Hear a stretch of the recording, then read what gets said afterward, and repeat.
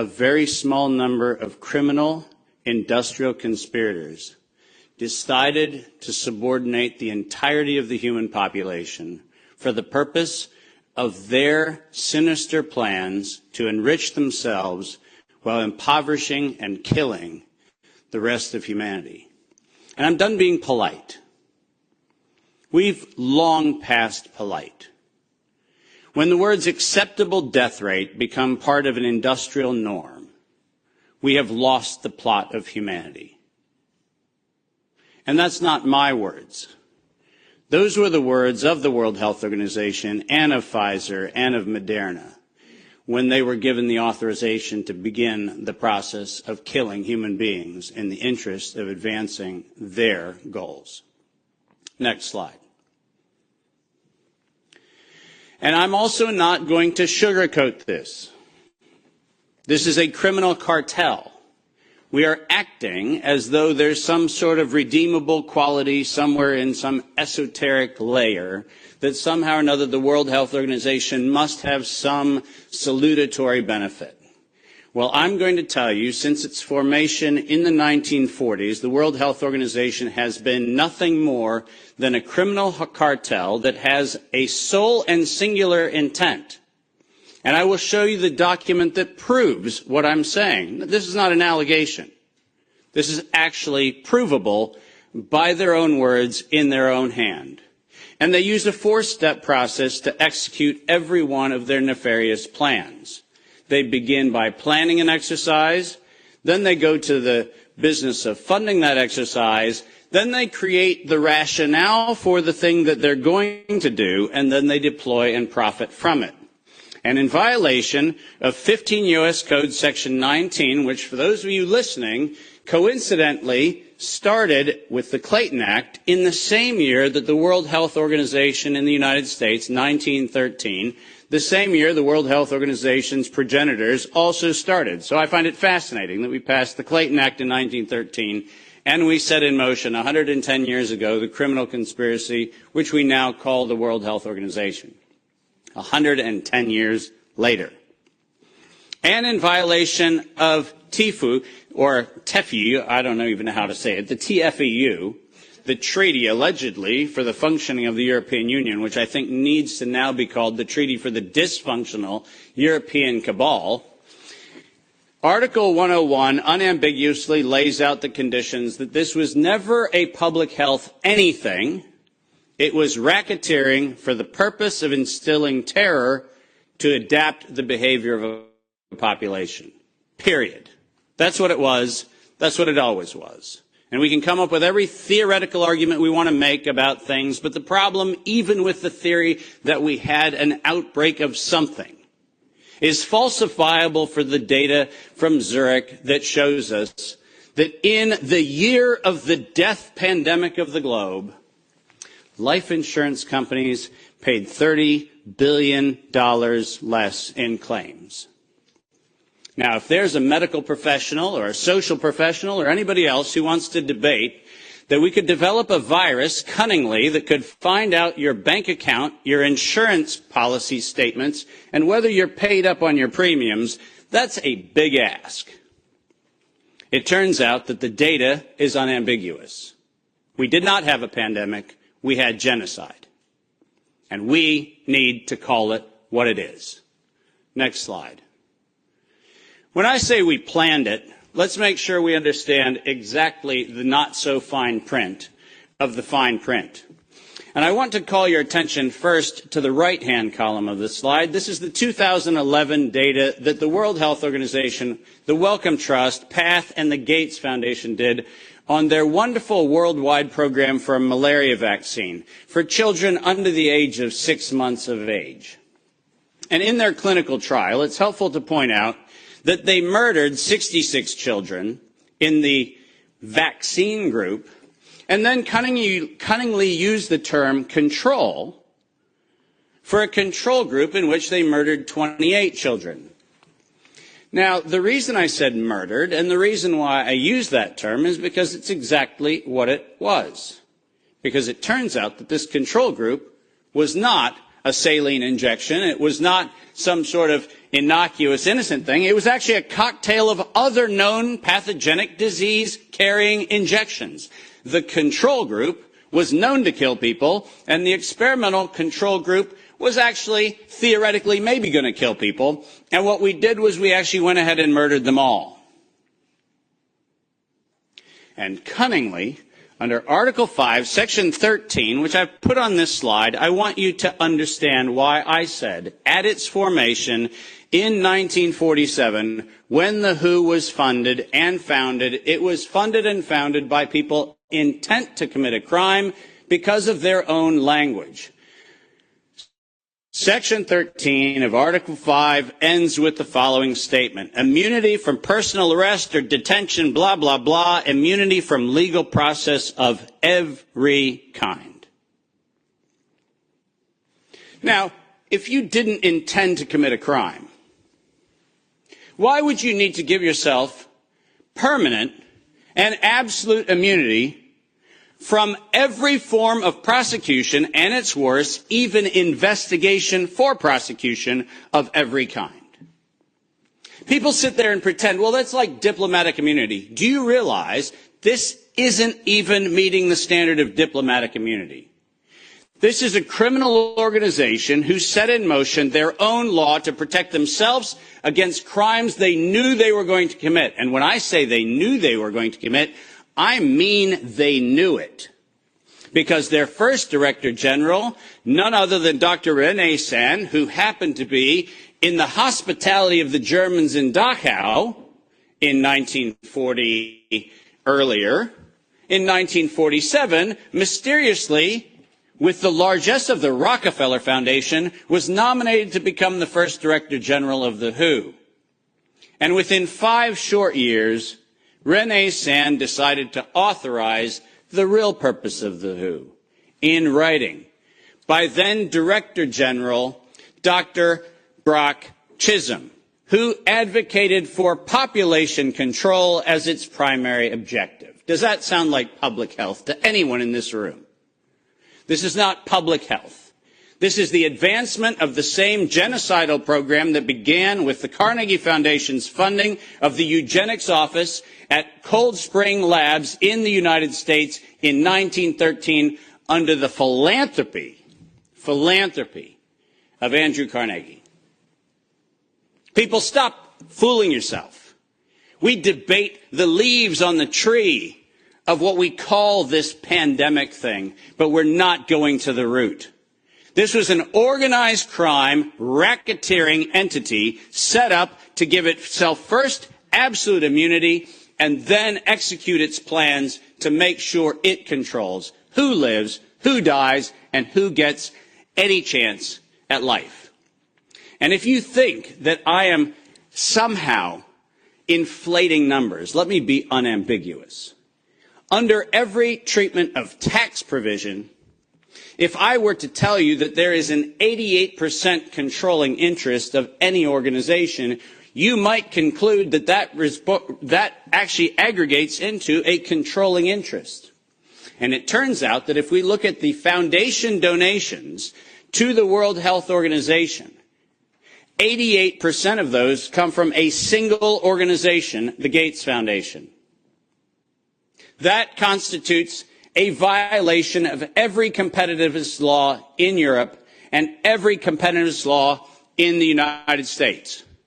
This is absolutely not only not an independent, charitably funded donation, but more importantly, under the tax laws on both sides of the Atlantic, this constitutes directed donations which specifically are forbidden and do not have any place anywhere in the Charter of the World Health Organization or any of the UN-affiliated organizations. When I say this is a crime, I mean it's a tax crime, a racketeering crime, a money laundering crime, and now the crime of racketeering leading to murder and global terrorism. Next slide. I told you that the second thing, after they plan it, is they fund it.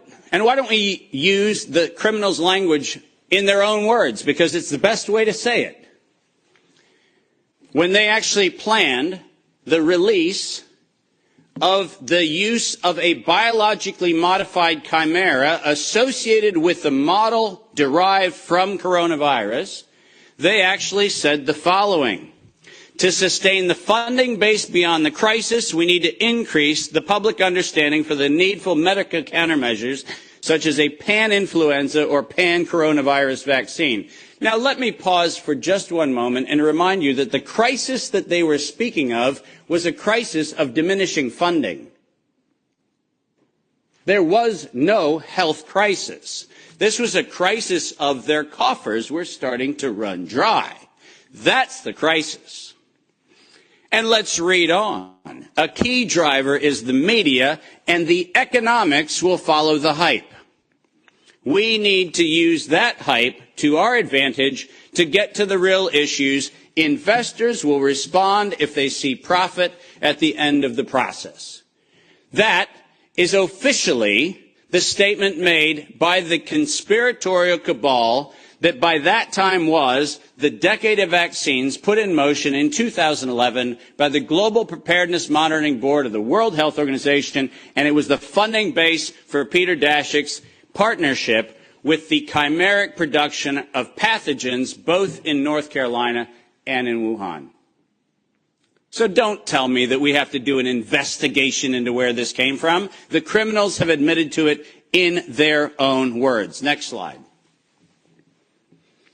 And now we get the fun one that no one in Congress is willing to address, which is the elephant in the room. On October the 21st, 2014, despite the multiple conversations between Senator Rand Paul and Anthony Fauci, where we've been told that Rand Paul has done everything he can to put Fauci on the ropes, he has had in his possession the letter that you see on the left. And it is the letter, conveniently on NIAID letterhead, sent to the University of North Carolina, Chapel Hill, which unambiguously states that during the gain-of-function moratorium, which, by the way, if we use the word moratorium, feels like that means you're supposed to stop. Why don't we go ahead and look at two pieces of this letter. First, the second bullet under Project One, which, by the way, was not part of the original grant. This was to look at the novel functions of the virus pathogenesis in vivo. You know what that means? In living systems. The grant was supposed to be clinical simulations and models, but this grant was modified with this letter to say we were going to authorize gain-of-function research during the moratorium in living systems. And then we love the last paragraph of this letter, which conveniently says, as your grant is currently funded, this pause is voluntary. How many times have you met a voluntary moratorium?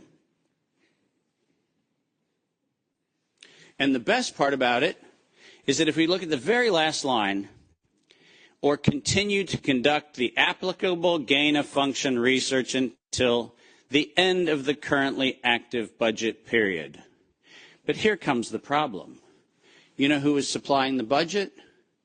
An indefinite term, unlimited amount contract from DARPA and from NIH.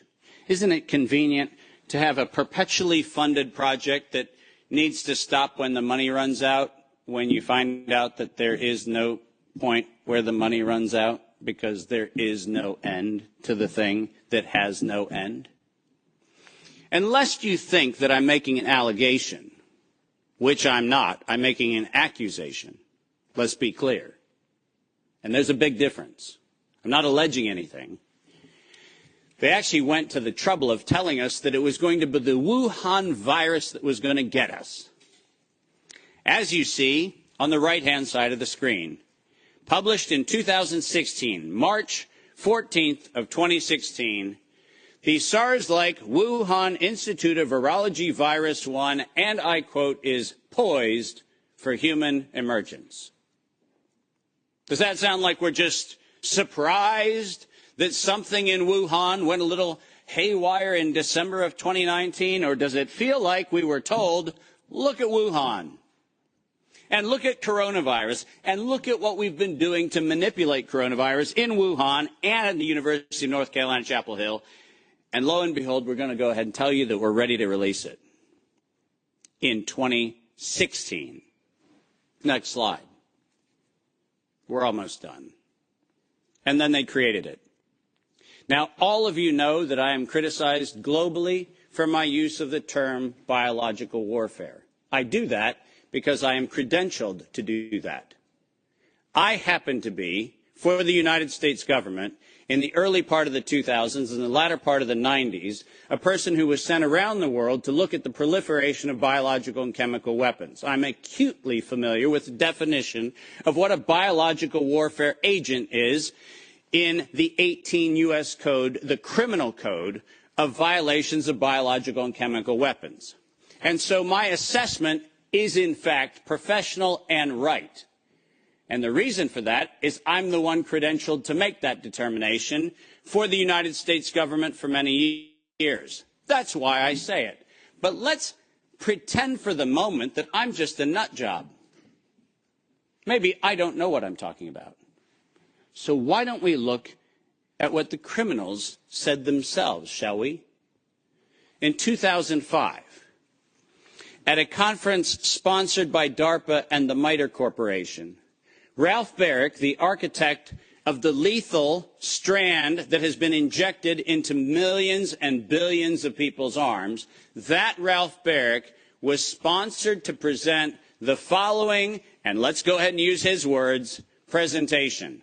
Synthetic coronaviruses, biohacking, bio-warfare enabling technologies.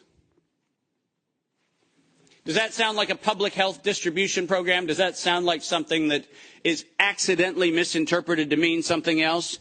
Or does biological warfare enabling technologies sound like not countermeasures or pandemic preparedness? It sounds to me like biological warfare enabling technologies. And the reason why I have that hunch is what followed was he received, next to his NIAID grants, non-competitive DARPA grants in matching funds for over $140 million of aggregate funding going into his and his related programs on synthetic biological warfare enabling technologies. So do I have a problem calling the injection a biological warfare enabling technology? Absolutely not, because that's what they called it. And we know that they knew they called it that on September 18th, 2019. Because on September 18th, 2019, the racketeering, co-conspiring cabal of interlocking directorates, also known as the World Health Organization, said that they were going to conduct an experience for the world that was going to be a rapidly spreading pandemic due to a lethal respiratory pathogen. The lethality in that statement is the problem. They didn't say we're going to maybe get a little bit of sniffles going around. They said we were going to actually have the promulgation of a deadly agent. And the stated reason, in September 2020, the progress indicator is that the world would accept a universal vaccine. Not, we'll look at other options of treatment. Not, we'll have a look at what might be early intervention, as Dr. McCullough has so clearly advocated for in many, many, many instances. Not that. We stated on September 18th, 2019, we were intending to kill. And we were intending to kill to create the fear that would drive people to accept something that without coercion, no one would have accepted. And that's published by the criminal racketeers. Next slide, and there's only 2 to go if you're following. Deploy and profit from it. We were told investors will respond if they see profit at the end of the process, and lo and behold, guess what they saw? Profit at the end of the process. 2022, $100 billion for Pfizer of public funds. Moderna, after lying to the Congress in October of 2020 when they were asked to actually verify whether NIAID was promoting an injection that would enrich NIAID, where Anthony Fauci and the entire team at NIH said that they had no financial interest in their recommendation, They receive a back payment royalty of $400 million for the first payment of the royalty. $400 million. More than any Institute of Health has ever received in a single payment for a single invention in the history of American medical research. And lo and behold, what do we receive after that? A request from the World Health Organization to expand its budget by 11% to make sure that the people who profited from it donate to it. And guess what they just did? They laundered the money right back. That's what they did. Next, and now you get the final slide. This is not a public health crime. This is actually not a constitutional crime. This is a criminal act done by a criminal institution established to enable criminal behavior since its foundation in 1947. That is what this is. And we should not be debating the merits of democracy or liberty or anything else, as irrational as that would be if we stood at a bank robbery and debated the merits of printing dollar bills. The problem is not the dollar bills, it's the bank robber.